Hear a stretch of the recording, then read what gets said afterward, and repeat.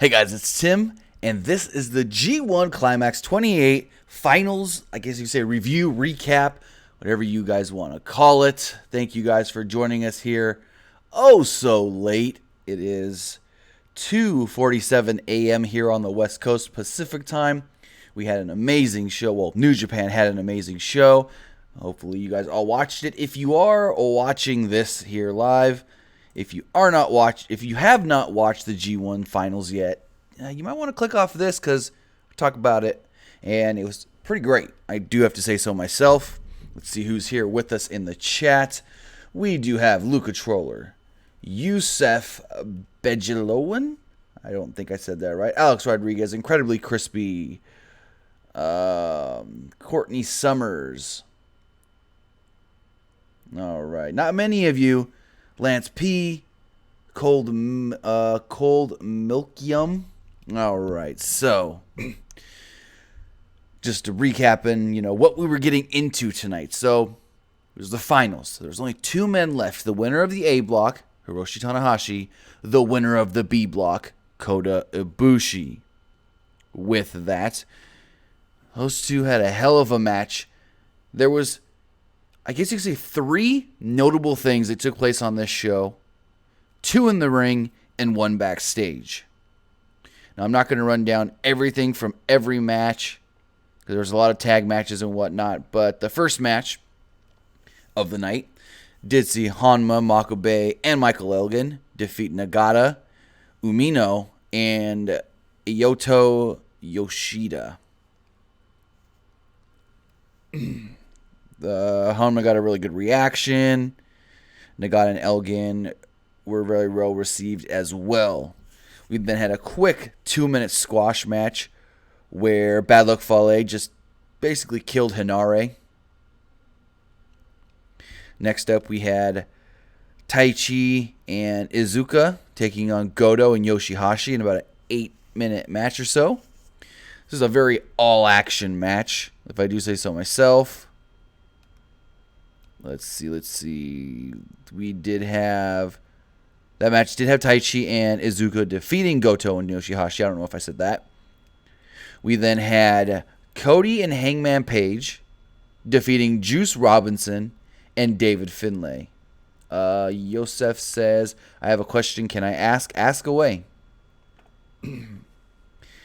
All right. The Cody Hangman versus Juice Robinson David Finlay match was a really good 10-minute match. The focus was on Juice and Cody for most of the match. The story was about establishing Cody as a challenger for the IWGP United States Heavyweight Championship, possibly in Long Beach. Page and Finlay started off the match with some chain wrestling. Cody got a hot tag and a nice reaction from the crowd.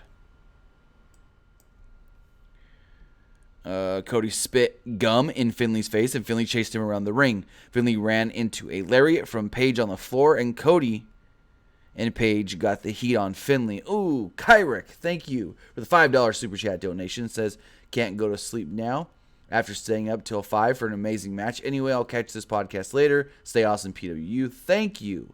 And thank you, everybody that is here live. And if you're not live and you're listening to this later on replay here on YouTube, thank you as well.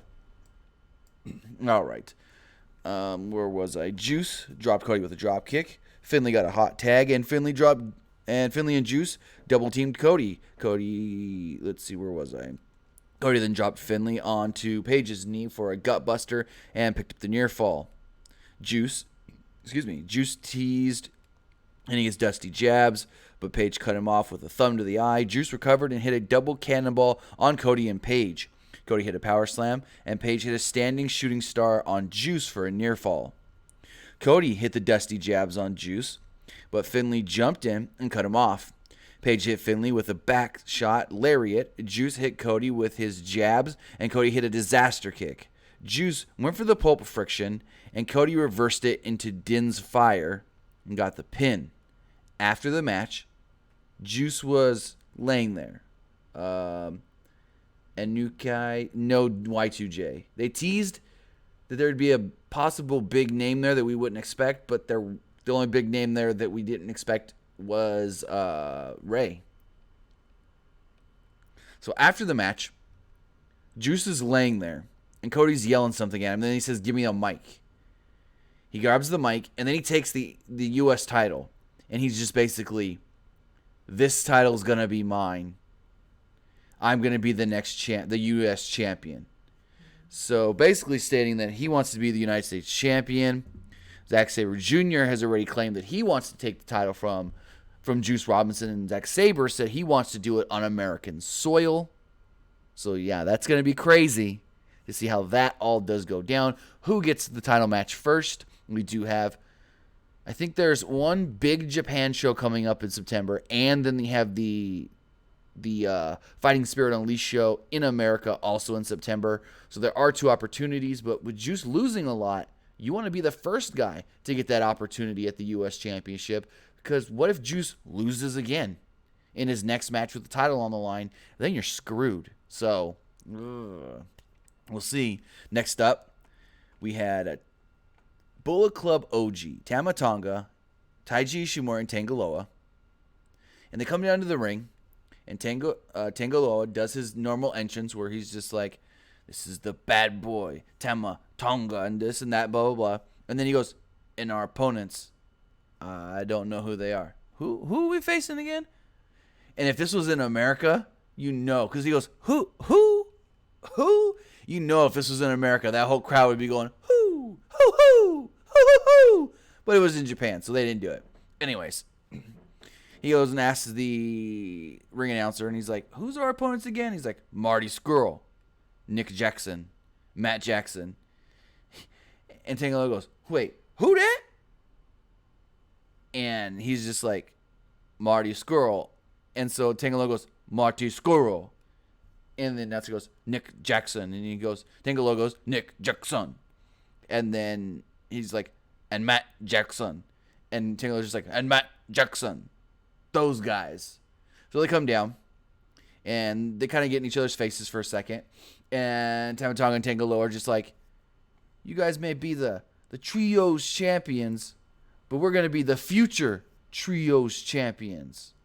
Now, the titles ain't on the line, but how about we put them on the line? And the Young Bucks, I think it was Matt, got on the mic, and he's like, "Hold on, first off, I got to say, that is the villain, Marty Scurll.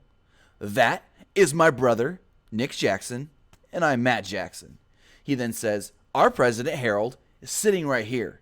If you guys want the titles on the line, we'll put them on the line. Harold, what do you say?" So Harold, I think it's Harold May, stands up, and he's just like, "You know what? Put the titles on the line, make it a title match." So the never openweight 6-man championships are on the line in an 11.5-minute match. Very good match. Tangaloa, or was that? They brawled very early on in the match. The Bucks hit serial suicide dives, and Nick hit a tope con hilo. Back on the inside, Tama Tonga and Tangaloa cut Matt off and beat him down. Matt speared Ishimori and double clotheslined both Tama Tonga and Tangaloa. Nick hit a swanton bomb on Tama Tonga, and Matt draped him over the ropes. Tonga slipped out of a more bang for your buck attempt, and Nick accidentally hit Matt with a step-up knee in the corner. A little later on in the match, Ishimori made a blind tag to Tama Tonga, but the Bucks continued to work on Ishimori. They didn't know that Ishimori was no longer the legal man. Referee was trying to tell them, and they just weren't having it. They just weren't listening. Ishimori and Tangaloa took out the Bucks. Scurll jumped in and went for the finger break spot on Tama Tonga, but he hit a gun stun on Marty Scurll and pinned him 1-2-3. Brand new, never openweight 6-man tag team champions, or as the Gorillas of Destiny like to call them, the never trios champions. So we've got new champions in that regard. So then we had Tetsuya Naito, Seiya Sanada, and Evil taking on the team of, and Bushi taking on the team of Noro Suzuki, Kanemaru, Desperado, and Zack Sabre Jr. I have to say, one of my favorite things is Taka Michinoku introducing Zack Sabre Jr. for Zack Sabre time. And I love when he just goes, "Zack Sabre Jr." Yeah, I love it. I love it. They really played up how this was Los Ingobernables versus Suzuki-gun, and these two factions have just always been going at it forever and ever. All 8-man brawled at ringside early, but the focus was on Naito and Suzuki. Each teased using a chair on each other, but they never used them. They started out as a legal man. Naito went after Suzuki's knees. Suzuki got a choke and went for the gotch pile driver, but Naito blocked it.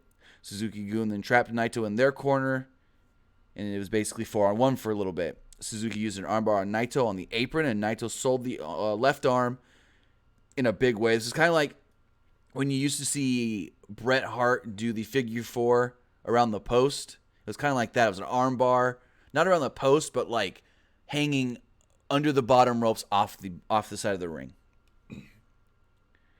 Where was I? Sabre got a hot tag, and Naito quickly made a comeback, hitting Sabre with a deep arm drag. Suzuki jumped in and aided Enziguri before Naito finally got the tag in on Evil. Evil hit a senton on Sabre for a 2 count. After a struggle, he had a Fisherman Buster. Kanemaru and Bushi got hot tags. Desperado jumped in, and Kanemaru doubled up on Bushi. Bushi was able to tag in Sonata, and Sonata tied Kanemaru up in the Paradise Lock. Suzuki-gun then sent 3 members of LIJ to the floor and went 4-on-1 against Sonata. LIJ jumped back in and went 4-on-1 in Kanemaru. The match broke down and all 8 men jumped in. Kanemaru spit whiskey in Sonata's eyes, but Sonata ducked it and used a skull end to tap out Kanemaru. So LIJ did go over Suzuki-gun. Cold Milk Yum says LIJ for life. Alex Rodriguez says, I don't care about the trios titles. I can see that because they really don't make them seem that important. We then had Tomohiro Ishii, Toru Yano, and Switchblade Jay White taking on Kenny Omega, Yujiro Takahashi, and Chase Owens. And I do have to say, Chase Owens has been a very good partner to Kenny Omega throughout this entire G1.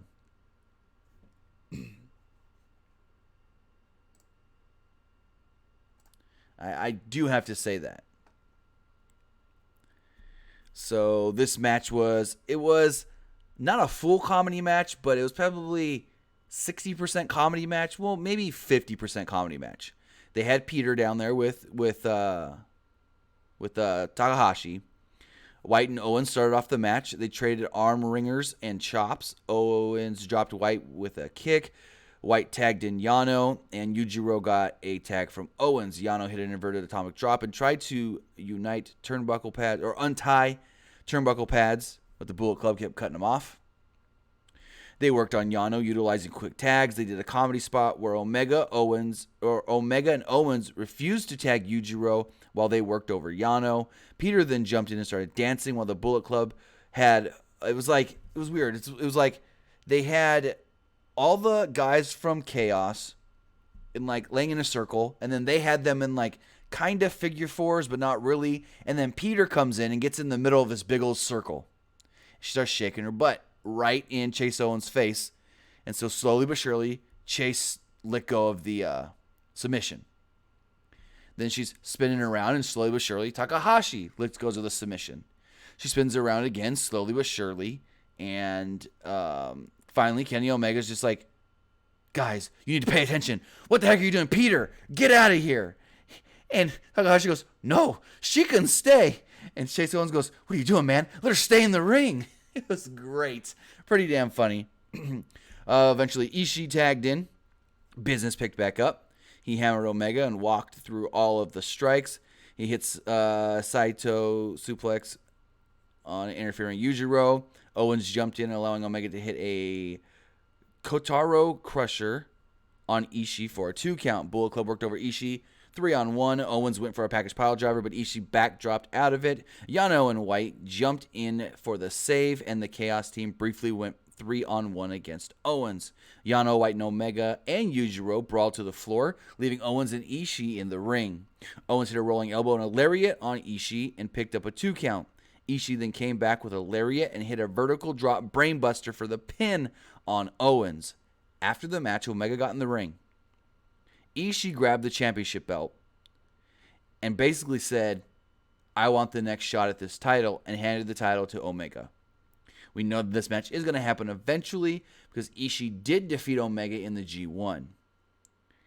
Crowd cheered. Everybody seemed for this. They all want to see Ishii versus Omega with the championship on the line. We then had Kishida, pro wrestler, I'm going to say this wrong, Sengoku Enbu, I think that's how you say it, and Rey Mysterio Jr., who was filling the glow tonight, taking on Kazuchika Okada, Sho, and Yo. Now, what happens after this match backstage is what I thought was the second big news piece coming out of the show. First big news piece was new trios champions. So, in this match, it was a lot of fun. Everyone looked great. They heavily teased a match between Okada and Rey Mysterio. It was like, on commentary, they kept saying, Rey really wants to still take on, why am I blanking? Jushin Thunder Liger. But Rocky kept saying, they're teasing it. We want to see this. Okada versus Mysterio. That would be amazing. So, which one are we going to do? I really don't know. I did a poll on Twitter, and as of right now, the poll, I said, what would you guys rather see? Would you rather see Mysterio versus Liger or Mysterio versus Okada? And as of right now, the poll does have, let's see. The poll does currently have Okada versus Omega leading with 74% of the votes. So Rey and Okada started off. Rey ducked a Rainmaker and sat on Okada's shoulders. They went to the floor. Rey still on Okada's shoulders, and he hit a Rana, and Okada rolled back inside. Rey went for the 619, and Okada slipped away, and the crowd booed. Sho and Kishida got hot tags. Kishida hit a handspring dropkick. Kishida and Rey used a series of quick tags in working over Sho. Kishida used an armbar, but Sho powered out. The other four participants brawled on the floor while Sho had a choke on Kishida, and then he booted him into the corner. Yo got a hot tag and used a wrist lock on Kishida. He rolled into a pin attempt, but only got two. Kishida made a comeback and hit a handspring back elbow. Enbu, who I believe was Taguchi. They were like, who can this man be? He's fighting just like Taguchi. Maybe they were trained together. Who could Enbu be?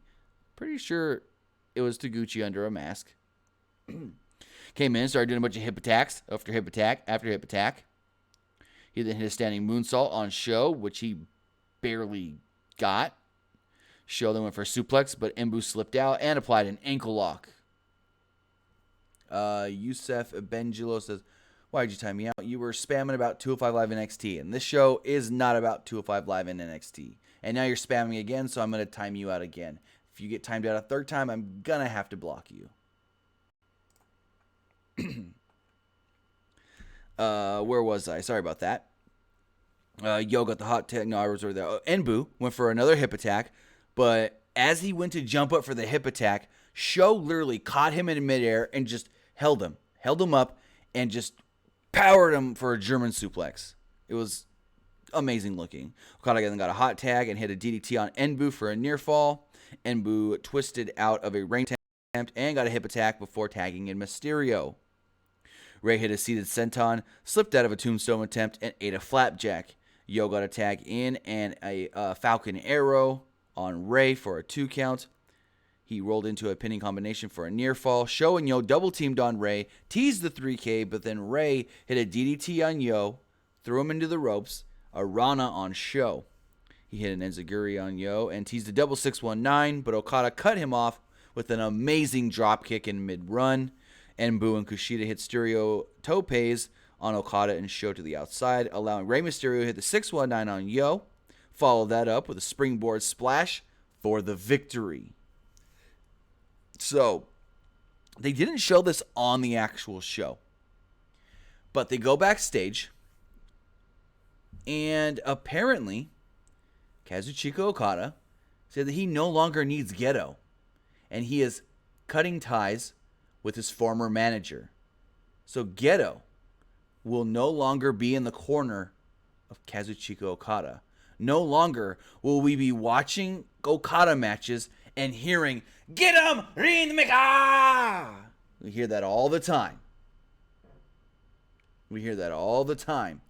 You always hear Ghetto at ringside just yelling, Rainmaker! Rainmaker! But you ain't going to hear it anymore because Okada said, I don't need him anymore.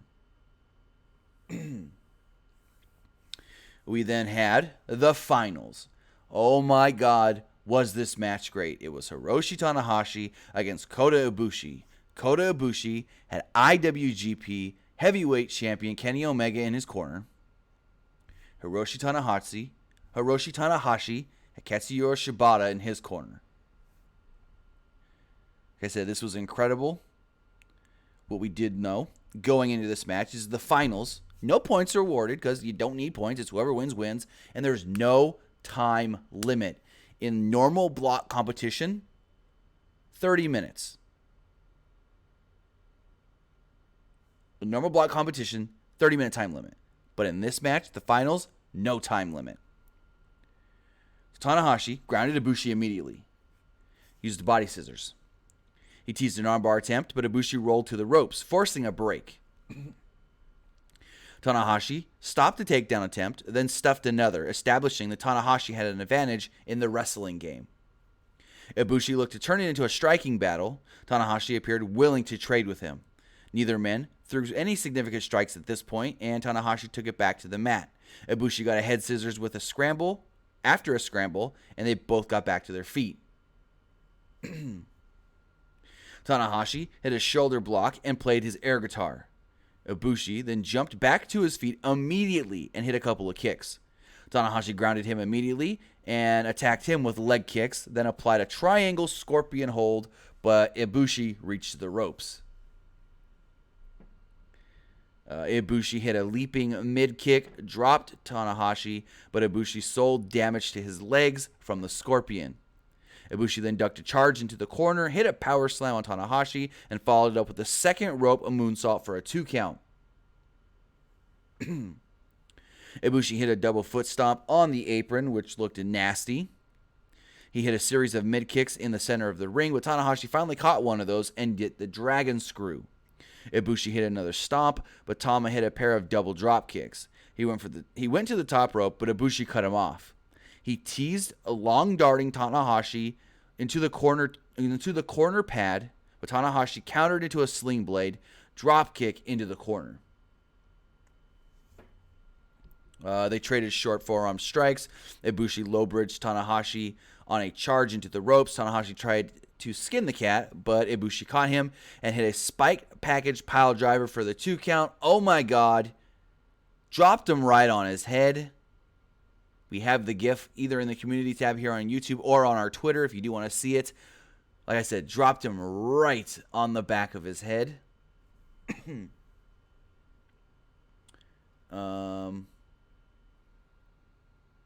Tanahashi recovered and hit a 2-seated dragon screw. He was getting a lot of offense here. He applied a clover leaf, but Ibushi made it to the ropes. This was a deep in clover leaf. You had Kenny Omega at ringside just yelling at Ibushi, "You're almost there. A little closer. Come on. A little more. A little more. A little more. A little more." And he finally got the ropes. Kenny Omega being a great corner man. Where was I? I lost my spot. Oh, Cloverleaf got to the ropes. Tanahashi hit a rope-assisted dragon screw, and Ibushi rolled to the floor. Tanahashi then climbs to the top rope and hits an amazing high-fly flow from the top rope to the outside. They teased the count out, but Ibushi made back in. Tanahashi then went for a sling blade, but Ibushi hit a snap Rana, sending Tanahashi to the floor. Ibushi hit a springboard 180 moonsault off the top rope to the floor, wiping out Tanahashi. He hit a springboard missile dropkick back inside the ring and seated Tanahashi on the top rope. Ibushi went for a reverse Frankensteiner off the top rope and hit it for only a 2 count. Tanahashi sold the damage to his head and neck as he did land right on the back of his head yet again. Ibushi hit a series of palm strikes to the chest that sent Tanahashi into the corner with a kick. Tanahashi got back to his feet and hit a palm strike. Ibushi hit a series of strikes, but Tanahashi walked right through them, like was just not having any of it.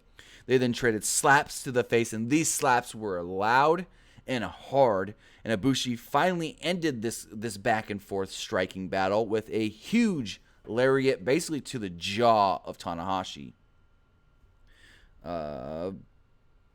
Let's see. From their knees, both men started to throw elbow strikes. They both got up to their feet and continued to trade blows. Tanahashi hit a series of uppercut forearms, but Ibushi hit a big palm strike. Tanahashi countered with a sling blade for the 2 count. Tanahashi hit a straight jacket German into a perfect bridge for yet another 2 count. Getting closer to the end of the match here. We did hit the 30-minute mark, which I assumed they were going to hit the 30-minute mark when it was only like 1:30 local time here, and we knew the show was going till like 2:33. It ended at like 2:25-ish. Like the match itself. Tama went for a high fly flow, but Ibushi got his knees up. Ibushi hit a bombe to the back of Tama's head, and then hit a moonsault into double knees. This was nuts. A standing moonsault. He did this to Kenny Omega last night. Standing moonsault, where he jumps up and hits the moonsault, but instead of just, landing like a normal moonsault, he lands with his knees just straight down in the chest and the sternum of Tanahashi. And if you do that move hard enough, you can crush a sternum, break a rib. That could be a very dangerous move. Where was I? Ibushi then lawn darted Tanahashi into the turnbuckle pad as he tried to do earlier. Followed that up with a kick to the back. Tana rolled onto the apron, allowing Ibushi to hit a... So Tanahashi rolls to the apron, and he kind of gets to his feet on one side of the ropes on the apron, and Kota's on the inside of the ring. He climbs up the second rope and grabs Tanahashi in a German position, muscles him over the ropes, and boom, hits that German right back into the ring. Ibushi then hit a last ride for a near fall. Building at this point is just everybody out of their seats going nuts. Tanahashi contorted away a Kamagoye, but Ibushi hits another straight jacket German for a 2 count. Tanahashi then hit a twist and shout twice, and then hit a dragon suplex for only a 2 count. Tanahashi then went to the top for a high fly flow. Now, remember earlier, when he did this move, Ibushi got his knees up. But this time, he went for the high fly flow as Ibushi was laying on his stomach. Hits the high fly flow. You think, all right, he's going to go for the pin. No. He goes back to the top rope. Ibushi gets to his feet, hits another high fly flow, and Ibushi just crashes down dead. So you think, all right, he's going to go for the pin. No. Tanahashi then yet again jumps to the top rope for good measure, just crashes down with a third high fly flow right into a pinning attempt. 1, 2, 3. Hiroshi Tanahashi wins the G1 Climax 28. Shibata runs in, puts Tanahashi on his shoulders. The two celebrate until it's time to crown the champion. They get the flag in there, they get the trophy in there, and Tanahashi wins. Tanahashi then puts on a little air guitar concert for the crowd before the confetti falls, and he goes backstage for closing remarks. Closing remarks were basically, Closing remarks were just basically, I'm going to headline the Tokyo Dome show, the Wrestle Kingdom 13. I'm going to challenge for the IWGP Heavyweight Championship, and I will come out the champion. Also, I'm going to show you here. Let me see if I can pull it up. We do have the logo for the Tokyo Dome show, Wrestle Kingdom 13. Let me get the logo here to show you guys before we close this out. Just checking the chat. People, talking about Roman Reigns and Brock Lesnar. Why do I not? Where did I put the logo? Oh, here it is. All right. So we do have this logo here. This is the logo for Wrestle Kingdom 13 in the Tokyo Dome. And if you look at it, it's blue and gold. It's got that golden star, and they did show this logo before the main event. So a lot of people went into that main event thinking, oh my God, that's the golden star logo. That means Ibushi's going to win, and Ibushi Omega is going to headline the Tokyo Dome. A lot of people on Twitter were thinking that, and in the end, it, did come down to an amazing match between Tanahashi and Ibushi, but Tanahashi did come out victorious. It's unknown if Omega will still be the champion going into Wrestle Kingdom. I assume he's going to be the champion. That is something I can assume. I can't say 100% for sure because, at least he's going to defend the title at least one time against Ishii, whether that's in Japan at not Power Struggle. We already had Power Struggle. What's the show coming up? Destruction something? I can't remember exactly. But I know there's a couple more shows coming up, as well as the show in Long Beach, California on September 30th. Whether Kenny does defend the title at that show in California or not is unknown. But he's going to defend the title once or twice in Japan before the Tokyo Dome show. So what do you guys think? Did you guys like this show? Did you guys like this main event match that was just amazing? It went 35 minutes. Both guys put their heart and soul into this match to have one amazing match. Thank you guys for joining me here very, very late. It is 3:18 the local time here in California, and I'm going to go to bed. Again, thank you everybody who joined me here live for this recap of the final night of the G1 Climax 28. Excuse me. Thank you everybody who is watching this on replay. I appreciate it. And